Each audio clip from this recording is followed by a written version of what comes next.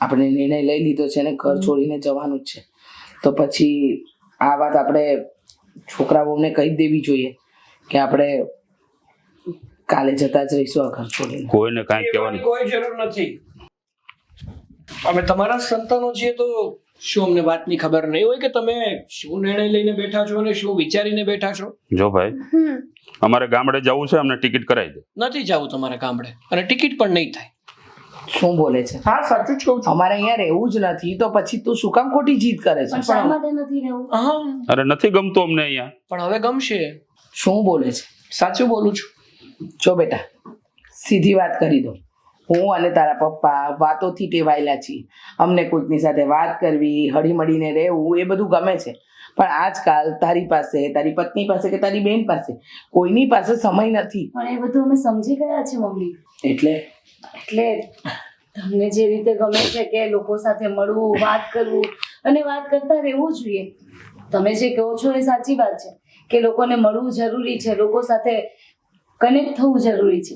અને અમે લોકો સાથે કનેક્ટ નહોતા થતા, દૂર રહેતા હતા. અને શું કહેવું સાગર? સાચી વાત છે મમ્મી. તમને એવું લાગી રહ્યું હતું ને કે તમારા સંતાનો તમારા ઘરમાં તો રહે છે પણ તમારી નજીક નથી રહેતા. આ તમારી પાસે હોવા છતાં પણ તમારાથી બહુ દૂર હોય ને એવું તમને લાગતું હતું. સાચું ને? એવું હતું જ બેટા. હતું જ. હું ક્યાં ના પાડું છું. અમારું વર્તન એટલું ખરાબ હતું કે તમારી જગ્યાએ કોઈ બીજું પણ હોય ને તો એ પણ ઘર છોડીને ભાગી જાય. હા, અને મમ્મી આમ પણ તમારે લોકોએ છે ને હવે ક્યાંય જવાની જરૂર નથી. બસ ખાલી અમને 10 દિવસનો સમય આપો. 10 દિવસમાં જો તમને મનગમતું ન થયું ને તો પછી તમે કહેશો તો ટિકિટ બુક કરાવી દેશું. બરાબર ને ભાઈ? 100%. અત્યાર સુધી તમને જે પણ કઈ અમારા પાસેના પ્રશ્નો હતા, અમારાથી તકલીફો હતી, એ બધી તકલીફોનું સમાધાન કરવા માટે જ અમે અહીંયા આવ્યા છીએ. 10 દિવસ અમને લોકોને ટ્રાયલ બેઝ ઉપર રાખો. જો ભાવે તો ઠીક છે, ન ફાવે તો એની ટાઈમ. હા, એટલે મોકો તો આપવો બને ને મમ્મી. એટલે મોકો આપશો તો તમને ખબર પડશે કે અમે લોકો આમાં ખરા ઉતરીએ છીએ, અને 100% અમે ઉતરશું જ આમાં ખરા. અને પછી આવી ભૂલ છે ને ક્યારેય નહીં થાય. એટલે દીકરા, નો મોકો નહીં આપ્યો પપ્પા તમને. તું હવેથી અમને સમય આપીશ? તો પપ્પા, હું શું કહું છું એક તો કહેવા માંગુ છું કે આજ પછી તમને જેટલો પણ સમય અમારો જોતો હશે ને એ સમય અમે આપીશું. નાના દીકરા, વધારે સમય મારે જોતોય નથી. હા, તું કામેથી આવે ને તો થોડીક વાર અમારી સાથે બેસી લેશે ને તો પણ અમને સારું લાગશે. હા, પણ હવેથી છે ને આપણા ઘરનો એક નિયમ થઈ જશે.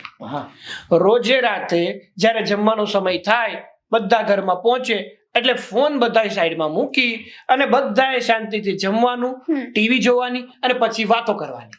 વાહ, આ વસ્તુ બરાબર કીધી. આ અમારા સમયમાં આવું જ હતું, અને અત્યારે સમયમાં જો આવું હોય ને તો માણસ સમસ્યાઓથી ઘેરાય નહીં, એનો ઉકેલ આવે બેટા. દીકરા, અમારા વખતમાં હા ડેલીની અંદર અમે ખાટલો ઢાળીને બેઠા હોય ને તો કોઈ અજાણ્યો વ્યક્તિ પણ જો ત્યાંથી નીકળે ને તો એને ચા પાણી પીવા અહીંયા બેહારી દેતા. બોલ, આટલી આત્મીયતા હતી. એ વાત તો તમારી એકદમ સાચી અને છે. અમે કોઈકને દૂરથી આવતા જોઈએ ને તો દરવાજા બંધ કરી દઈએ કે અમારો ટાઈમ વેસ્ટ કરશે. પણ ખરેખર એવું ના જ હોવું જોઈએ.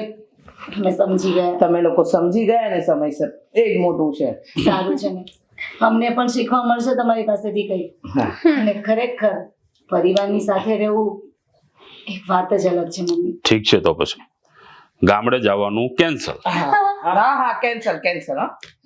તો હું તો એમ કહું છું કે ખરેખર પરિવારનો સાથ જરૂરી છે, અને સાથે સાથે આપણા ફેમિલીને એટલે કે આપણા વડીલોને સમય આપવો પણ જરૂરી છે. શું કેવું તમારું? અને સમય સાથે સન્માન આપવું પણ જરૂરી છે. હા, જોયું ને મિત્રો, હા મારો પરિવાર તો એના વડીલોને હાચવી લીધા, પણ તમે પણ ધ્યાન રાખજો તમારા વડીલોનું. તમારા વડીલો એકલા ન પડે ને એનું ખાસ ધ્યાન રાખજો.